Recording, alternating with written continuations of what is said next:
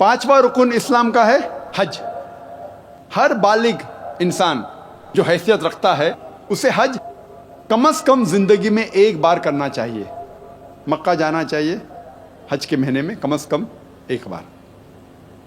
اور یہ سب سے بہترین مثال ہے انٹرنیشنل بردرہڈ کی، عالمی بھائی چارے کی. تقریباً 25 لاکھ لوگ ہر سال آتے ہیں حج کے لیے مکہ عرفات، دیگر ممالک سے، امریکہ سے، انگلینڈ سے، انڈیا سے، پاکستان سے، انڈونیشیا سے، ملیشیا سے. اور مرد 2 سفید کپڑے پہنتے ہیں بنا سلے ہوئے. آپ یہ بھی نہیں پہچان سکتے آپ کے بازو میں جو آدمی کھڑا ہے وہ راجہ ہے کہ فقیر ہے. سب سے بہترین مثال عالمی بھائی چارے کی. اور اللہ تعالیٰ فرماتے ہیں سورہ حجرات میں، سورہ نمبر 49 آیت نمبر 13 میں، یا ایھا الناس انا خلقناکم من ذکر و انثی وجعلناکم شعوبا وقبائل لتعارفوا ان اکرمکم عند اللہ اتقاکم ان اللہ علیم خبیر. اے انسان، ہم نے تمہیں بنایا ہے ایک جوڑے سے، مرد اور عورت کے، اور بانٹا ہے قبیلوں میں، برادریوں میں، تاکہ آپ ایک دوسروں کو پہچان سکے، نہ کہ آپ ایک دوسرے سے نفرت کریں. اور سب سے بہترین وہ ہے جو تقوی رکھتا ہے.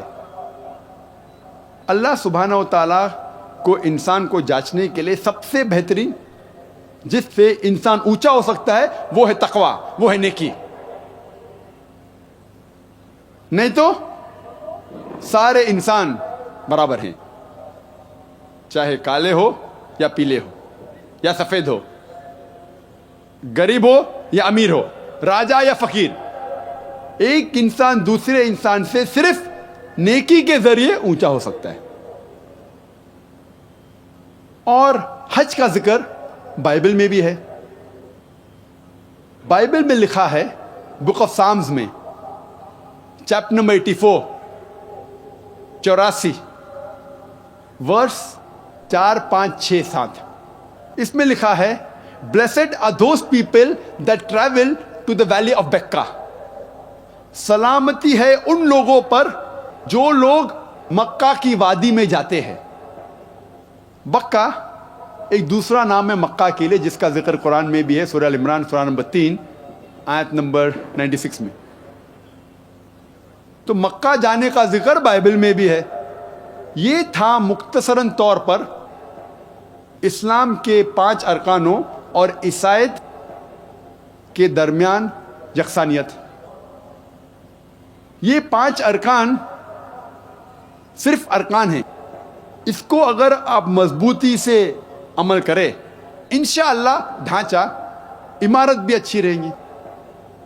اللہ تعالیٰ فرماتے ہیں سورہ دھاریات میں سورہ نمبر 51 آیت نمبر 56 میں، وما خلقت الجن والانس الا لیعبدون.